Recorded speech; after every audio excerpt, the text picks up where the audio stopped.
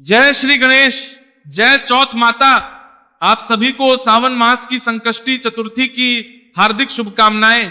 प्रिय भक्तों, आज हम सुनेंगे चौथ माता की वह चमत्कारी व्रत कथा जिसे श्रद्धा से सुनने मात्र से विघ्न दूर होते हैं, संतान की रक्षा होती है और घर में सुख समृद्धि का वास होता है।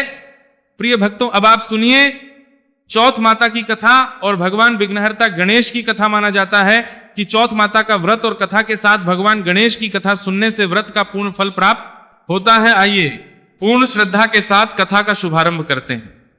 पौराणिक कथा के अनुसार एक गांव में एक सेठ सेठानी थी। उनकी एक बेटा और एक बहू थी। बहू सब भोजन करा के फिर स्वयं भोजन करती थी। एक पड़ोसन ऐसी भी थी जो रोज पूछती थी कि बहू आज क्या बनाया है, क्या खाया है। तो बहू कहती ठंडोबासी। एक दिन उसके पति ने ऐसा सुनकर विचार किया कि आज तो पकवान बनाए जाए, फिर देखे कि मेरी पत्नी क्या कहती है। उसने तरह तरह के पकवान बनवाए और घर के सभी लोगों ने एक साथ बैठकर भोजन किया।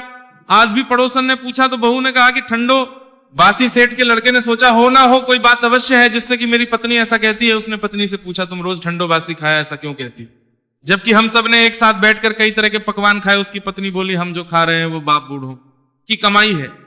जिस दिन कमा कर लाओगे उस दिन मैं समझूंगी कि ताजा भोजन कर रहे हैं। अब एक दिन लड़के ने मां से कहा मैं एक बड़े शहर में कमाई करने जा रहा हूं। मां बोली बेटा अपने पास इतना धन है कि खाया नहीं खत्म होगा। मां के मना करने पर भी बेटे ने स्वयं कमाने का दृढ़ निश्चय कर लिया और जाते समय पत्नी से कहा मैं जब तक कमाकर बहुत धन लेकर ना आऊं तुम चूल्हे की आग मत बुझने देना। एक दिन चूल्हे की आग बुझ गई तो वो मन ही मन घबराने लगी, कहीं मेरे पति पर संकट तो नहीं आन पड़ा, जल्दी से पड़ोस में से आग लाकर चूल्हे में रख दूं। ऐसा विचार करके पत्नी पड़ोस में गई। वहां पड़ोसन चौथ माता का व्रत और पूजन कर रही थी। पड़ोसन ने कहा थोड़ी देर में आकर ले जाना। तो बहू ने पड़ोसन से पूछा आप ये व्रत क्यों करती हैं, इससे क्या मिलता है। पड़ोसन ने कहा चौथ माता के इस व्रत को करने से अन्न और लक्ष्मी मिलती है और अपनी मनोकामनाएं पूर्ण होती हैं। अब बहू भी चौथ माता का व्रत करने लगी। दीवार पर उसने चौथ माता का चित्र बनाया। उस दिन घी और गुड़ का चूरमा बनाकर रात्रि को चंद्रमा को अर्घ्य देकर उसने भोजन किया। ऐसा करते करते बहुत दिन हो गए। चौथ माता ने उस बहू के पति को सपना दिया कि साहूकार का बेटा तू जागे कि सोवे, तेरी पत्नी तुझे बहुत याद कर रही है। घर जाकर उसकी चिंता मिटा दे, तू दुकान खोलकर कंकु केसर का पगलिया बना के बैठ जाना, आज तेरा हिसाब किताब चुकता हो जाएगा। अब तो चौथ माता ने जैसा कहा था वैसा ही हुआ। घर जाने की तैयारी की और गाड़ी भर के धन दौलत लेकर चल दिया। रास्ते में एक बड़ा सा काला नाग फन फैलाए बैठा था और कहने लगा आज तो मैं तुझे डसूंगा, छोड़ूंगा नहीं, आज तेरी आयु पूरी हो गई है। सेठ के लड़के ने कहा चौथ माता ने मुझे सपना दिया तो मैं पत्नी से मिलने घर जा रहा हूं। वहां मेरी पत्नी बहुत चिंता कर रही है, मैं उससे मिलकर जरूर आऊंगा, तब तुम मुझे डस लेना। नाग ने कहा तुम शपथ पूर्वक कहकर जाओ तो मैं तुम्हें जाने दूंगा, परंतु लौट कर नहीं आए तो तुम्हारे घर आकर मैं तुम्हें डस लूंगा। इस प्रकार सांप को वचन देकर वह घर पहुंचा। वहां सभी से हंसी खुशी से मिला और भोजन करने उदास होकर बैठ गया। उसकी पत्नी ने उदास होने का कारण पूछा तो पति ने काले नाग वाली बात बताते हुए कहा कि यदि मैं पास नहीं जाऊंगा तो वह घर आकर ही मुझे डस लेगा। पत्नी बहुत चतुर थी। उसने कहा कि आप घबराओ नहीं, लेट जाओ, मैं एक उपाय करती हूं। पत्नी ने कमरे की 7 पीढ़ी धोई। पहली पीढ़ी पर रेत, दूसरी पर इत्र, तीसरी पर गुलाल फूल, चौथी पर कंको केसर, 5वीं पर लड्डू पेड़ा, 6ठी पर गादी गलीजा और 7वीं पीढ़ी पर का कटोरा भरकर रख दिए। इस प्रकार वह 7 ही पीढ़ी सजाकर बैठ गई। आधी रात होते ही नाग आकर पीढ़ी चढ़ने लगा। पहली पीढ़ी पर रेत में लौट गया और कहने लगा कि सेठ की बहू ने आराम तो बहुत दिया पर वचनों से बंध कर आया हूं, 100 डसूंगा अवश्य ही। इसी प्रकार 7 पीढ़ियों पर नाग आराम करता हुआ और कहता हुआ कि डसूंगा कमरे में जाने ही वाला था कि चौथ माता ने विचार किया कि मैं इसे नहीं बचाऊंगी। तो संसार में धर्म कर्म और व्रत पूजन को कौन मानेगा। अब तो गणेश जी, चंद्रमा जी और चौथ माता ने उसे बचाने का विचार किया। चंद्रमा जी ने उजाला किया, चौथ माता ढाल बनी और गणेश जी ने तलवार लेकर नाग को मार दिया और ढाल से ढक दिया।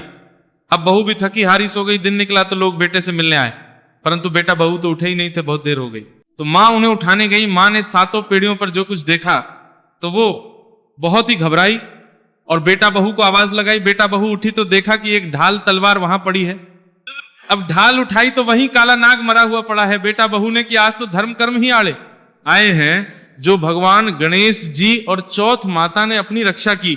हे चौथ माता, आपने जैसी सेठ के बेटे बहू की रक्षा की वैसी ही सबकी रक्षा करना। बोलो चौथ माता की जय। भगवान विघ्नहर्ता गणेश की कथा सुने बिना चौथ माता के व्रत की कथा अधूरी मानी जाती है। इसलिए अब आप सुनिए, भगवान गणेश की कथा समय की बात है। विष्णु भगवान का विवाह लक्ष्मी जी के साथ निश्चित हो गया, विवाह की तैयारियां होने लगी, सभी देवताओं को निमंत्रण भेजे गए, परंतु गणेश जी को निमंत्रण नहीं दिया। कारण जो भी रहा हो, अब भगवान विष्णु की बारात जाने का समय आ गया। सभी देवता अपनी पत्नियों के साथ विवाह समारोह में आए। उन सब ने देखा कि गणेश जी कहीं दिखाई नहीं दे रहे हैं, तब वे आपस में चर्चा करने लगे कि क्या गणेश जी को नहीं न्योता है या स्वयं ही नहीं आए हैं। सभी को इस बात पर आश्चर्य होने लगा। तभी सबने विचार किया कि विष्णु भगवान से ही इसका कारण पूछा जाए। विष्णु भगवान से पूछने पर उन्होंने कहा कि हमने गणेश जी के पिता भोलेनाथ महादेव को न्योता भेजा है। यदि गणेश जी अपने पिता के साथ आना चाहते हो तो आ जाते, अलग से न्योता देने की कोई आवश्यकता भी नहीं थी। दूसरी बात यह है कि उनको 1.25 मूंग 1.25 मन चावल 1.25 मन घी और 1.25 मन लड्डू का भोजन दिन भर में चाहिए। यदि गणेश जी नहीं आएंगे तो कोई बात नहीं, दूसरे के घर जाकर इतना सारा खाना पीना अच्छा भी नहीं लगता। इतनी वार्ता कर ही रहे थे कि किसी एक ने सुझाव दिया, यदि गणेश जी आ भी जाएं तो उनको द्वारपाल बनाकर बैठा देंगे कि आप घर की देखभाल करना, आप तो चूहे पर बैठकर चलोगे तो बारात से बहुत पीछे रह जाओगे। यह सुझाव भी सबको पसंद आ गया, तो विष्णु भगवान ने भी अपनी सहमति दे दी। होना क्या था, इतने में गणेश जी वहां पहुंचे और उन्हें समझा बुझाकर घर की रखवाली करने बैठा दिया। बारात चल दी। तब नारद जी ने देखा कि गणेश जी तो दरवाजे पर ही बैठे हुए हैं, तो वे गणेश जी के पास गए और रुकने का कारण पूछा गणेश जी कि विष्णु भगवान ने मेरा बहुत अपमान किया है। नारद जी ने कहा कि आप अपनी मूषक सेना को आगे भेजे दें तो वह रास्ता खोद देगी, जिससे उनके वाहन धरती में धंस जाएंगे। तब आपको सम्मान पूर्वक बुलाना ही पड़ेगा। अब तो गणेश जी ने अपनी मूषक सेना जल्दी से आगे भेज दी और सेना ने जमीन पुली कर दी। जब बारात वहां से निकली तो रथों के पहिए धरती में धंस गए। लाख कोशिश करें परंतु पहिए नहीं निकले। सभी ने अपने अपने उपाय किए परंतु पहिए तो नहीं निकले, बल्कि जगह जगह से टूट गए। किसी की समझ में नहीं आ रहा था कि अब क्या किया जाए। अब तो नारद जी ने कहा, आप लोगों ने गणेश जी का अपमान करके अच्छा नहीं किया। यदि उन्हें मनाकर लाया जाए तो आपका कार्य सिद्ध हो सकता है और यह संकट टल सकता है। शंकर भगवान ने अपने दूत नंदी को भेजा और वे गणेश जी को लेकर आए। गणेश जी का आदर सम्मान के साथ पूजन किया। तब कहीं रथ निकले। अब व्रत के पहिए निकल तो गए परंतु वे टूट फूट गए, तो उन्हें सुधारे कौन। पास के खेत में खाती काम कर रहा था, उसे बुलाया गया। खाती अपना कार्य करने के पहले श्री गणेशाय नमः कहकर गणेश जी की वंदना मन ही मन करने लगा।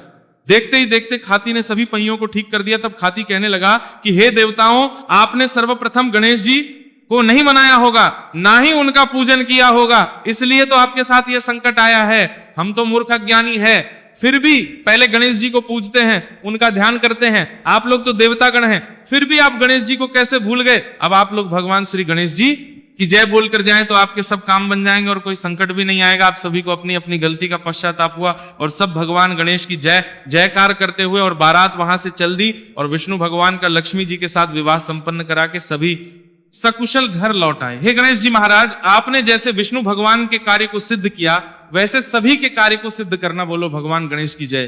तो ये थी आज की चौथ माता की कथा और विघ्नहर्ता भगवान गणेश की कथा। आज कथा अच्छी लगे तो वीडियो को लाइक करना मत भूलिएगा और कमेंट में चौथ माता की जय और भगवान गणेश की जय भी लिखिएगा और हमारे चैनल को भी सब्सक्राइब करिएगा। ओम श्री गणेशाय नमः।